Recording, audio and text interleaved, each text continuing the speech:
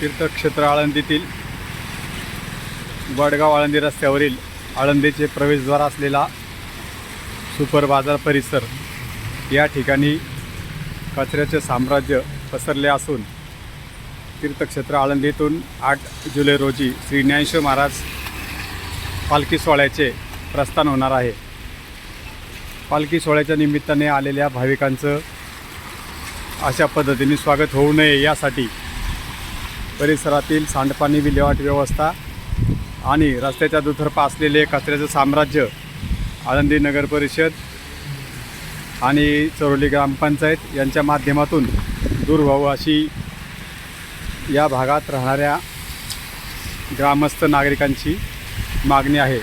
सध्या पाऊस सुरू असून पावसाचे पाणी हे रस्त्याच्या मधूनच वाहत असल्याने येथील सांडपाणी वाहू नलिकांचा अभाव दिसून येत आहे। तीर्थक्षेत्र आळंदी पंचक्रोशीतील नागरिक या ठिकाणची दुरावस्था दूर करावी अशी मागणी करत आहेत।